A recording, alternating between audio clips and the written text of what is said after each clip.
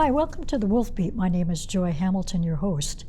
Today we have two representatives from the Victoria Native Friendship Centre. Welcome. Thank you. Lisa Mercure Nestikasen. My name is Lisa. Nitatoski when I work at the Victoria Native Friendship Centre. Nimamapan Mistigu Mixu Nihio Esqueo. She's both Mixu Cree and also Dene from Fort Chipewyan. Nipapapa, my late father, was French, so Mistigu Sioux means half of me. I've been a visitor in Victoria in the Lekwungen speaking people's territory since 1994. Wow. And I've been with the Friendship Centre since 1999. Yeah, thank you for having us. Well, thank you. I was going to introduce our elder Mark too. Hello, Mark. Welcome.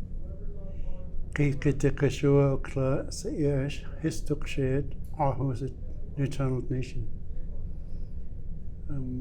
Lived in Victoria since 1969.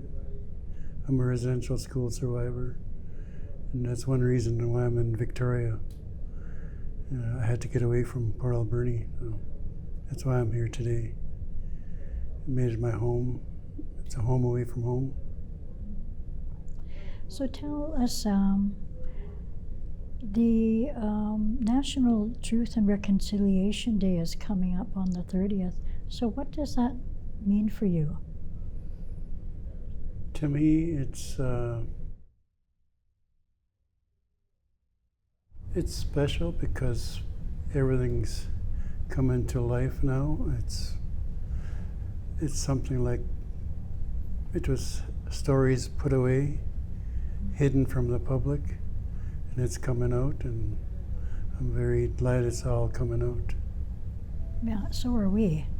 I think it's very important for all of the First Nations to hear these, to be able to tell their stories, and for other people to know what it was genuinely like. It's these are histories that we need to hear about. Yes, it's especially for people like myself. I lost my language, and I'm slowly getting it back. We had something going on at the Friendship Centre, Language Hub. That was taken away from us too, so it's like a slap in the face to us, There's a lot of people that lost their language and they want to recover it, and that's one thing that is said in the Truth and Reconciliation about our language is being revived. So I don't know what's going on. So Lisa, what is happening on the 30th?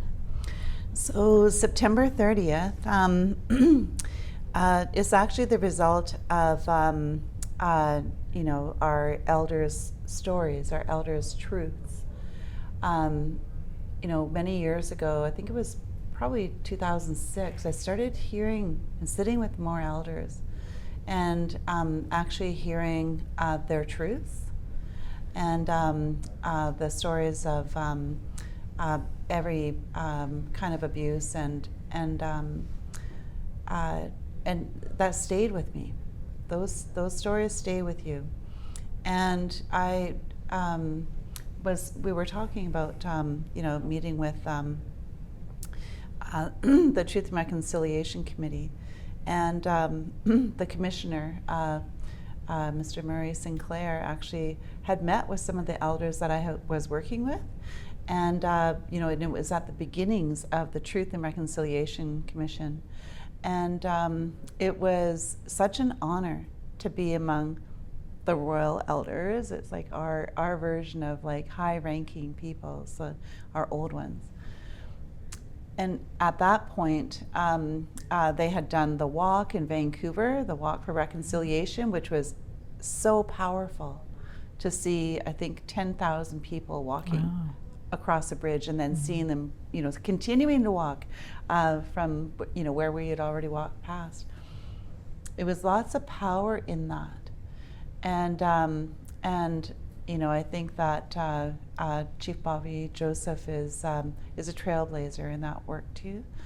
And then I kept hearing that there's still some unrest after the stories were shared during the TRC Commission, and it was as a result of a little bit more awareness, but it was still really hard to be far-reaching, to have it as a conversation at the kitchen table.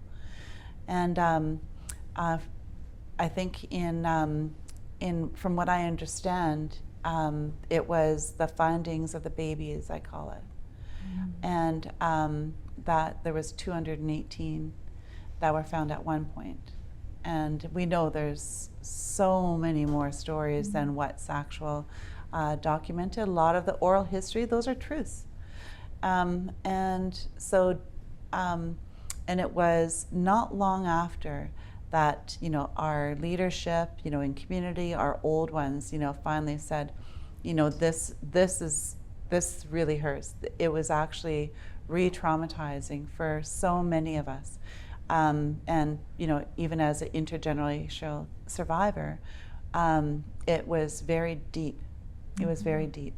So I was happy that they came up with the Truth and Reconciliation Commission or Day, and named September 30th as National Day for Truth and Reconciliation.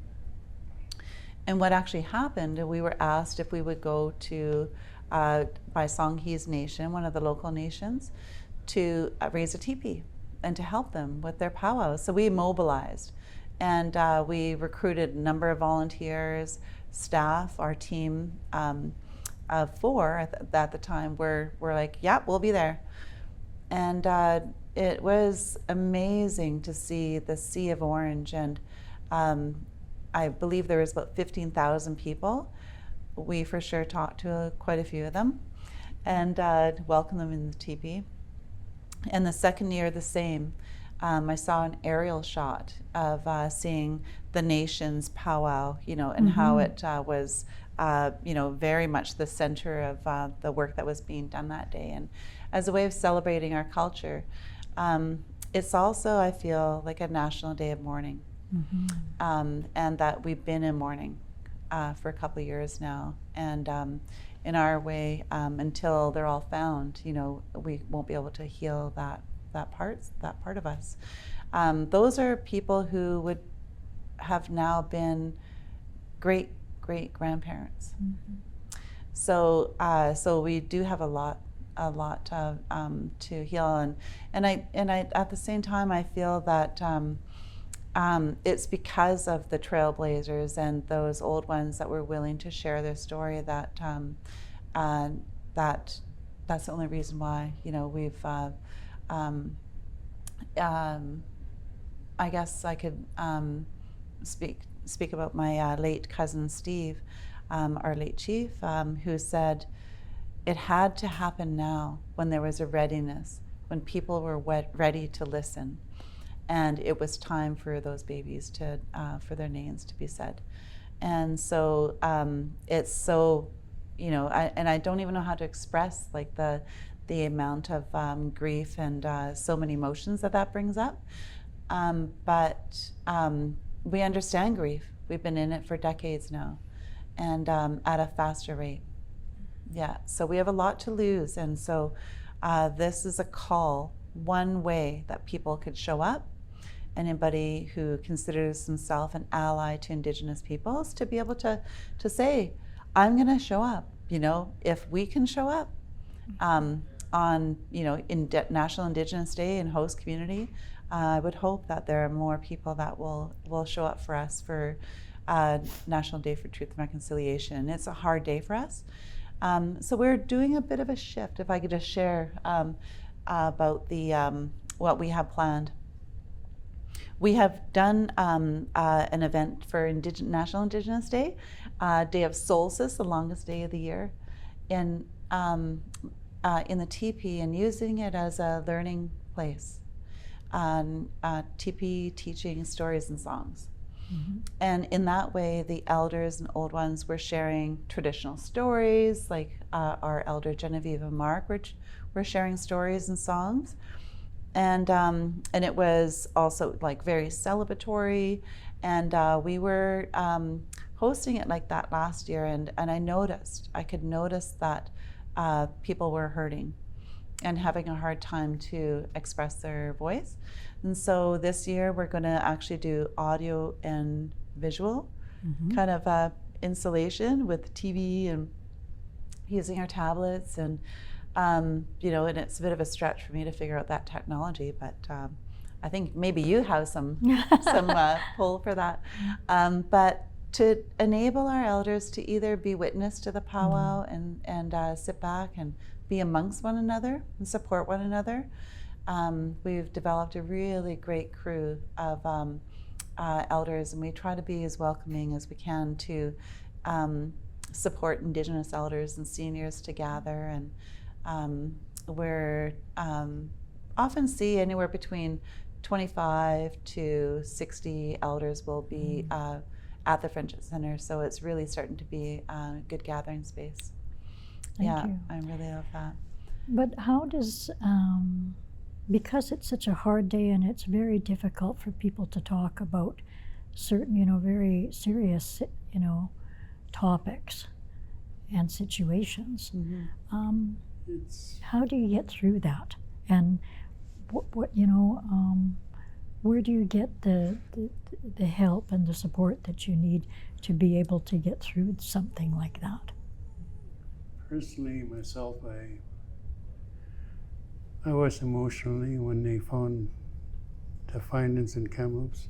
It was very emotional because where we went to Port Alberni, we got in trouble for reporting it. We were told never talk about it, time and time again. I wasn't the only one, and Dad wasn't the only grave either. There was many. We all got in trouble. And just seeing the news on Kamloops, it got emotional. And it's something special for me with my community I work with in sports, and I was very grateful they supported our people. They all wore orange shirts that day in that tournament, supporting Every Child Matters. And lots of our sports communities supporting that. And they're starting to learn more about what's really happened. And there's a lot of truth to be told. And this is not my first go at this. And we got our story. It's told in Ottawa Museum. It's going to be there for another 20 years. And they're going to start sharing it with schools. They asked us permission last year to do that. And this year they're asking us to do it publicly now. So it's something that's got to be shared all across Canada. And I'm glad the museum in Ottawa is doing it. And I didn't know I had a painting when I was a young kid, 8 years old. The TRC was downtown in Victoria. I got phone calls saying I had a painting. And just because of all the abuse and everything, I blocked everything out. I said, I never painted in my life. I said, I don't know how to paint. And my friends convinced me. He said, it's yours, Mark. It's got your name. And a couple of days later, I went to see it at UVic because they have the paintings that belong to students from residential school all across Canada. And I was fortunate to have support. I had my healing from a good friend of mine who's a psychologist. And I had some doctors, good support, and nurses. And that's what's needed for all our people that need that, because it got shut down by Mr. Harper, saying, don't know why he did that. And it was working. And I'm just grateful to be here today. Otherwise, I wouldn't be here today. Well, we're grateful you're here today as well. Thank you for sharing that. I wanted to ask, what is the significance of the orange shirt? Why orange? So that was an elder who had gone to school in Kamloops, Phyllis, and you know, when I think when we have others that are asking questions, and to Google and do some research and to learn a little bit more about it, because there's I believe she's produced a book now that's accessible to kids, to children, and it was because, you know, she had her shirt taken away, and that was one of her stories. So like Mark with the paintings, you know, and you know, there's some fragments of memories that will eventually come back, and it's like make it right, like make it so that every child has a shirt, and every child matters, like their voice matters no matter how young they are. So it's a huge movement, and there's a number of places in town and online that are Indigenous owned, and you know, that support also funds going back to the Indian Residential School Survivor Society that's based out of Vancouver. Those are really great organizations to support, because you know, the groundwork that has been done by them has been, you know, they're the original organization that supported survivors, so that's a good place to go. And also just around Orange Shirt Day, around September 30th, it's a day, I think, for us to ask community to do their own work, to do their own discovery, and for people who are Indigenous to maybe just give them a break. Maybe just don't try to ask any questions at that day. Right. That the most important thing is, you know, to just be there as a witness, to show up, and that solidarity we could see in the whole sea of orange shirts. It was very positive. It was like we could see actually who are the supporters in community, and it doesn't end on that day. So I recognize that, you know, Indigenous Day, a lot of people will come out to see the celebrations, and you know, consider us like the neighbors. You know, we're really blessed to live in a community with 11 distinct nations in the area, and it's absolutely okay to show up and to ask if there's something that you can do to help, or if there's events. There's always volunteers needed. That it doesn't end just on a certain day, and that it's okay to wear orange shirt or orange pins. This one's Listen to Survivors, and orange t-shirts. You know, many Indigenous artisans are starting to, you know, it's their thought process. There's a lot of love that goes into creating things like this that are wearable art too, and it shows a signal. It's a very strong message to our survivors that, you know, they are worthy of being held up and to feel the honor. Well, I think it's wonderful, because I noticed a lot of shops, a lot of people are wearing these orange shirts everywhere, and it's beautiful to see that, because you see people be, you know, for once. And I've lived in Victoria for many, many years, and it's beautiful to see a lot of people showing respect, is how I see it. Yeah. And I'm glad to share. I share with a lot of schools and different organizations. I share with them. And I work with a professor at U of Vic, anthropology. She was the one that's handling the found paintings, and we're still working on returning them.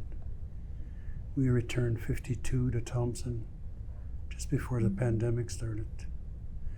And what a amazing feeling to see that happen. I bet. And it got emotional. Mm-hmm. Very. And I got emotional when mine was officially returned in Vancouver. Marie St. Clair and all the commissioners were there. And it was done in our traditional ways of giving back in our ceremonies. And it was well done, and to me, it lifted a weight off my shoulders, and I feel better. I can share now more openly, and I'm always glad to be asked if I could share, and I do. I bet you that's very healing for you. It is a healing tool for me, and like I said, I was fortunate to have the right people with me, and we're still friends today, and I'm grateful for that. My psychologist friend knew what happened, but he didn't ask me if he could help me. It wasn't until I reached out to him that he stepped in for me. And that was a real special moment. Do you have family? Do you have lots of children and grandchildren? I have 2 children, no grandchildren yet. Because I was just wondering, you know, you must pass down a lot of different things to We have- show, you know, pride. We have a big family. There's 15 of us in our family, our siblings, and we share. We look after each other. Yeah, that's very important. Well, I just want to say thank you very, very much for coming on the program. Thank you, Lisa. I really hope the Reconciliation Day goes very well for you. Thank you. And I'm sure a lot of people will come out and support that. Yeah, they'll find us in the teepee. And I also want to mention that there is a toll-free line as well for anybody that feels affected, for those survivors. And there's places that you can go for wellness if anybody feels that they need that extra support. They've been doing cultural brushings with Mark and our elder Shirley, and so, you know, not to feel alone on that day, to definitely reach out and go with somebody, whether it's to the water or just know that there's going to be lots of love energy out there for our community. Thank you. For people that are not able to make it or be able to come, is there a number or somebody that they can talk to reach out to? Yeah, so I can get you that toll-free number. A good organization to look up is Soughton Laleham Society, and they can actually provide support, whether it's through Facebook Messenger, through video or phone, and also provide cultural support, let people know where to find that. They'll likely be there for September 30th. They've been there the last few years. And they enlist a cultural team and can have elders or other cultural ceremonies present for people as part of their own healing journey. Yeah, and also counseling and other modalities are available for people. Great. Yeah. Well, thank you. Thank you both. Thank you. It's great to have you with us today. I really appreciated the gesture to allow us to talk a little bit about September 30th. Well, we really you. appreciate that. And I wish you the very best, both of you. Thank you. Thank you. Can I ask one?